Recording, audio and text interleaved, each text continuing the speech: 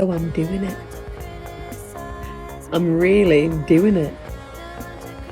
I'm here, lay on my bedroom floor listening to music. Music from my teens. I'm listening to music from my teens so loud that perhaps the neighbours will bang on the wall or send a text or even come round like they used to. I'm not gonna lie, it feels great.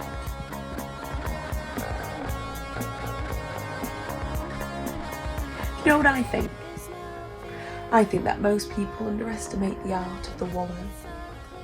I think that sadness can be an art form and most things benefit from a little theatre.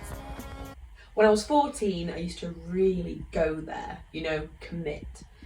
I had this bulky, portable CD player that I kept on the floor. I'd pick a CD, select the tracks that matched my mood and lay beside it in the dark, with my head really close to the speaker, just basking. Bass vibrating through floorboards, hugging my heart, immersed.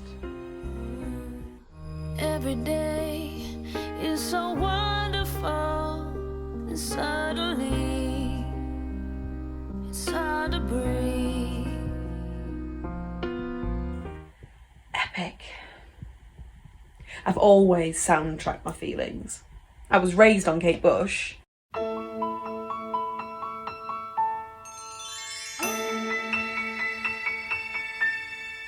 And Sinead O'Connor.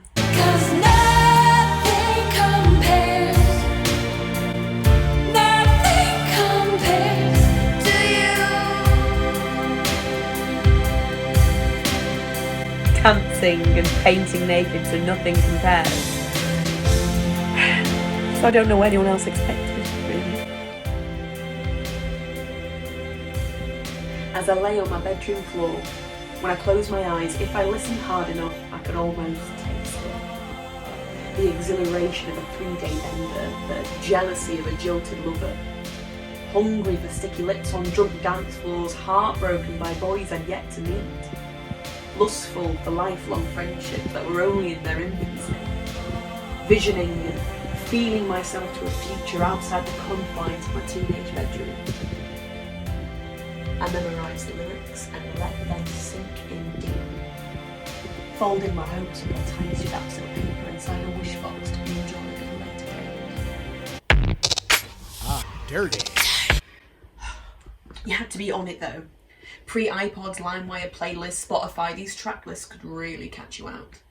Next thing you know, you're losing your virginity to bloody Dirty rather than Loving Me for Me on Christina Aguilera's seminal second album, Stripped. When we were teenagers, we felt obsessively. Wrote love letters to friends, held each other in the night, snuggled in a single bed. We rolled down the windows to sing at the stars and cried at the moon just for the sheer beauty of it.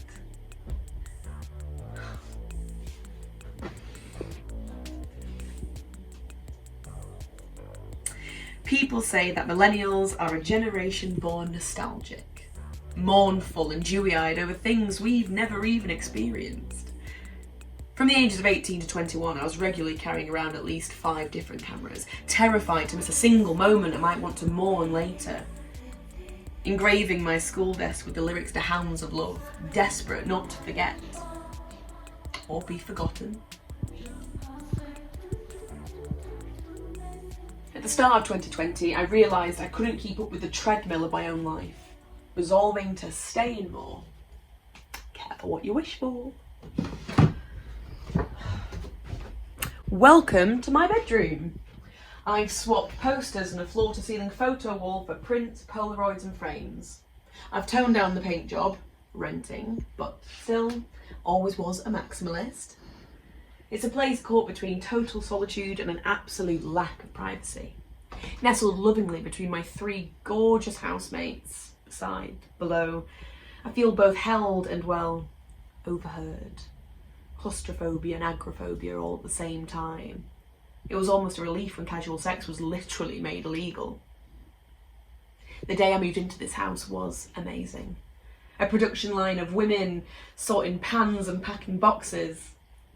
A full apartment worth of furniture crammed into a single house share. liar in lipstick on the bathroom mirror. The only thing left remaining. So, I've been here. Here is where I've been. Hanging out. Waiting for the return of precedented times.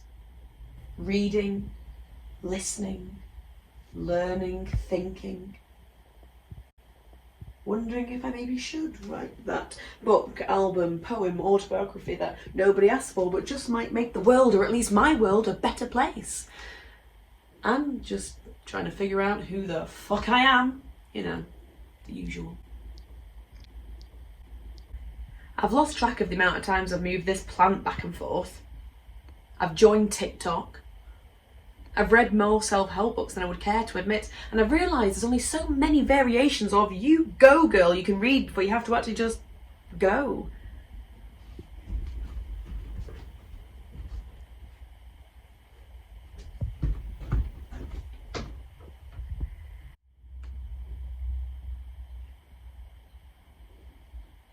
I've started reading the news. Age 31. Isn't that awful?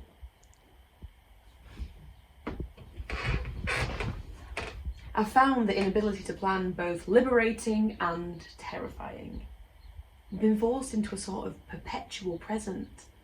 Normally, I'm in a constant state of whiplash between nostalgia and future longing, taking photographs, rewatching my own stories, filling my diary, excited, exhausted, afraid.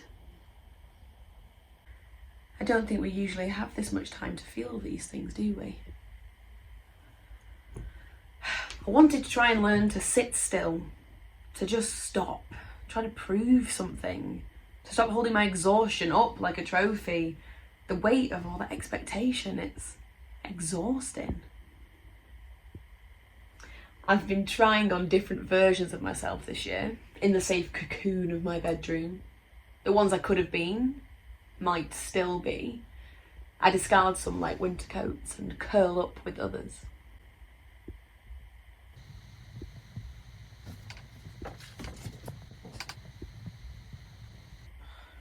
All the screens are making me sad, but I can't look away. And when the outside and the inside version of you feel so many worlds apart, you can't help but wonder, have I been faking it?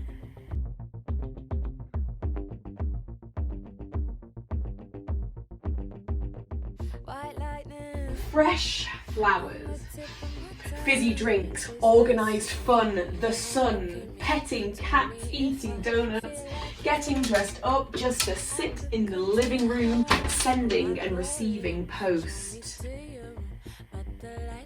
Video calls, memes, getting my hands dirty, singing in the shower, spring cleaning, walking in the evening light without headphones in, masturbation, playing games, less time talking and more time listening.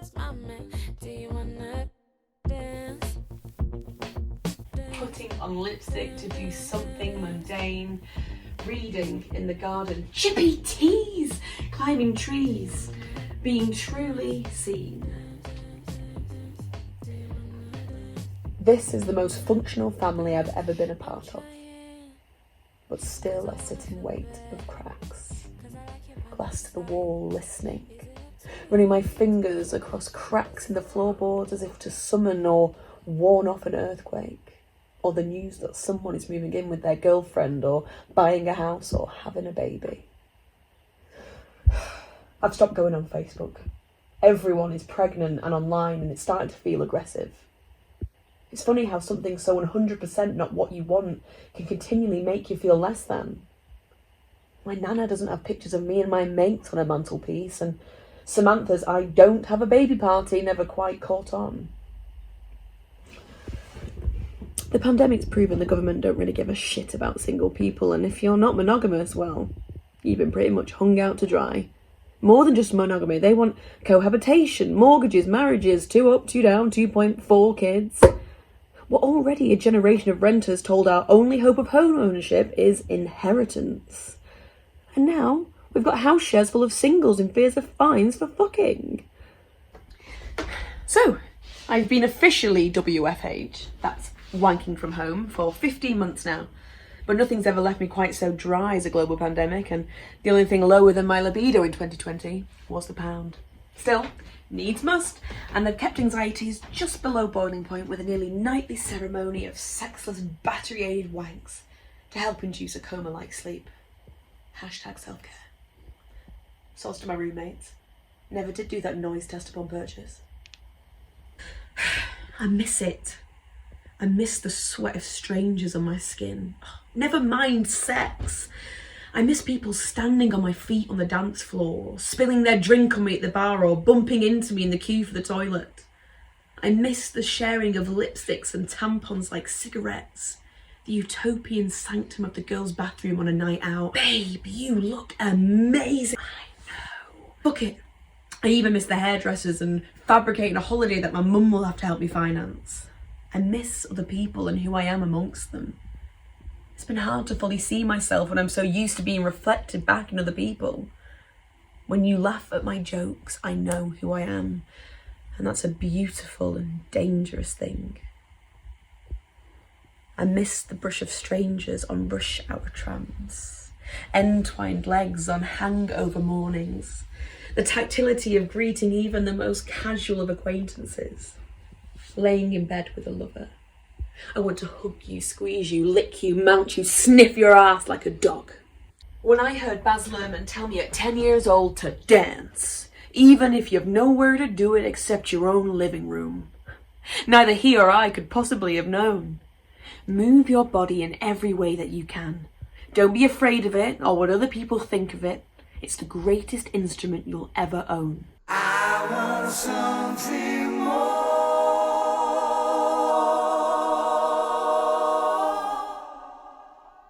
I want something more.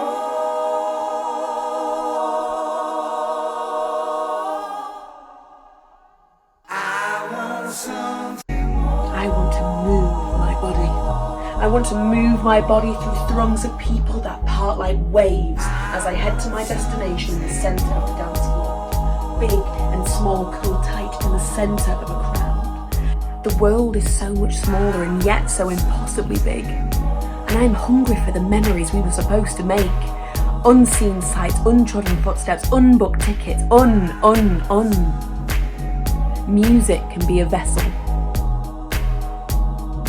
transporting us to places we've yet to go, experiences we've yet to have, and feelings we've yet to feel. A pretty useful portal to have, especially in a year like this.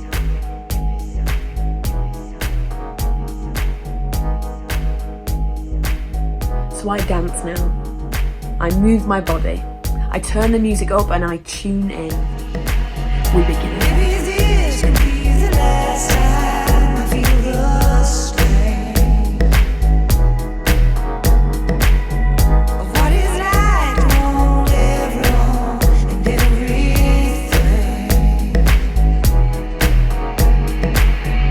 Maybe this could be the last time I feel the strain. It's what it is to want everyone and everything. Life just keeps me wanting.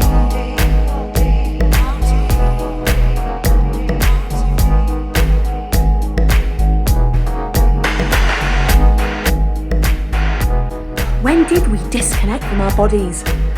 I want to clutch my tiny little belly that I hate myself for even mentioning, and every soft bit of myself that I punish with pinches and say, you are safe here. I love you. Wouldn't it be weird to not gain weight when you're not allowed to leave the house? I wish I could rewind and find the moment my body and my brain just disassociated. Chop myself up into chunks to be improved and perfected, decompartmentalized to the point that it takes a dance floor, a shag, or a stiff drink to make me feel fully present, whole.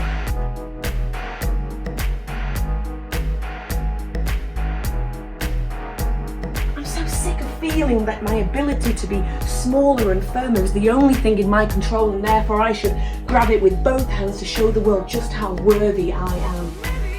We used to dance till we blistered sober midweek.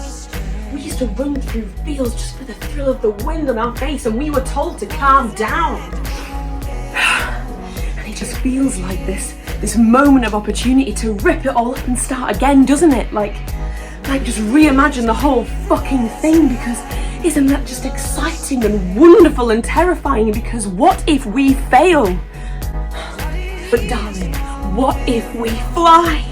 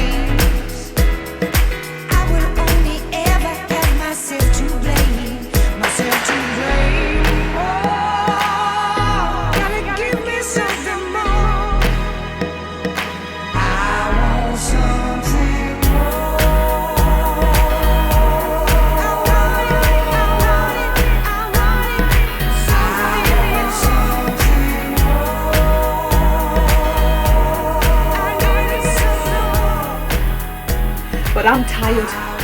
I'm fucking tired, and I'm angry a lot of the time. Angry that most of the world lacks such basic empathy. Angry that we're taught to ignore our intuition, that a smile offers so much more safety than the truth. That we only value good girls and good victims, and yet the cost of their commute can still be their body in a wood or an alley or a lake. That for some of us, we are still safer indoors. I don't want to be small. I don't want to be good or disconnected. I want to be present, powerful, dangerous and alive. I want to feel big feelings. I want to be out in the world.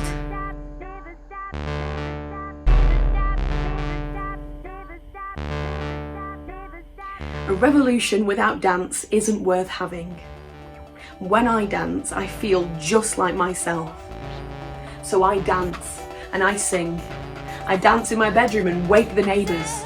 Nothing but presence and potential. I want to be me as a teenager. Experiences, truth, beliefs, lyrics, all vibrating inside me like music. I want to be the best version of myself. I want to be me on the dance floor.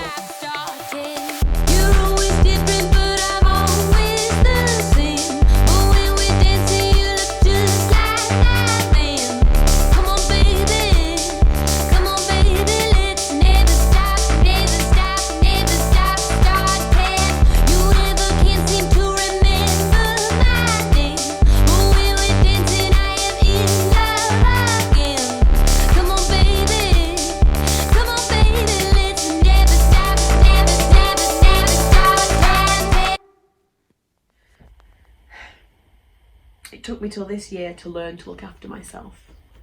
And though the idea that emotional well-being can be sold to you via a bath bomb or a luxury face cream is as enraging as it is widely accepted, when I rubbed lotion onto the dry skin of my legs, I felt undeserving, like playing at being a princess.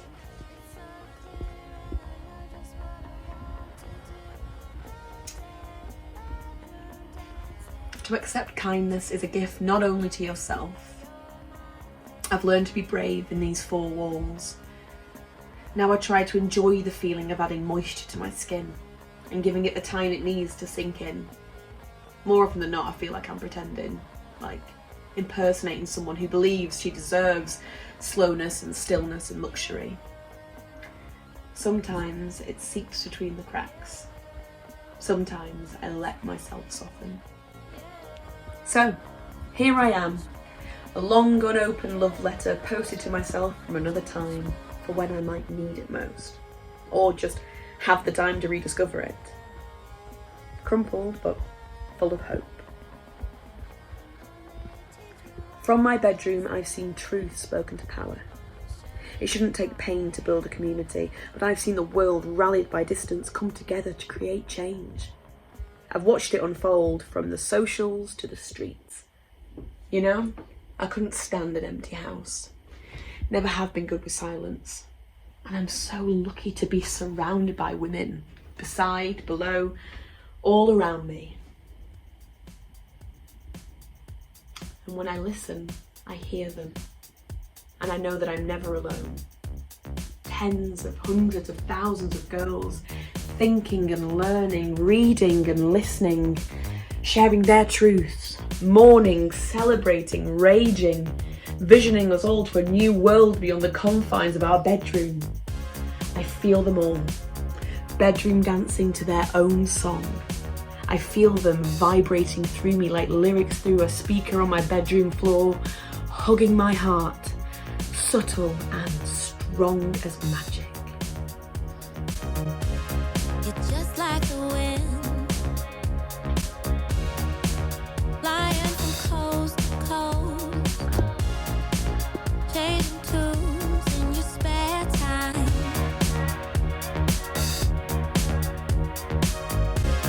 And just like a kid, trying to prove yourself, buried deep in your past life.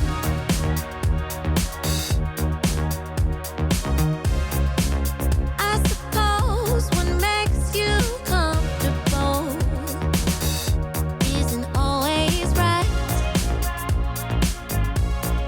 always right. I suppose what makes you love me more is beyond these lights, beyond the light.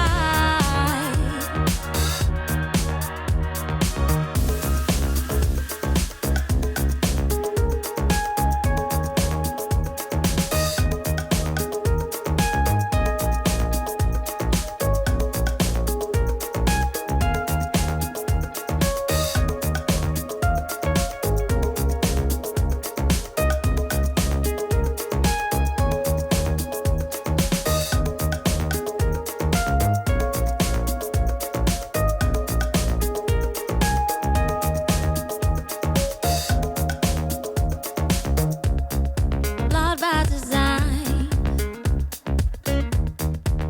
two hearts coming together.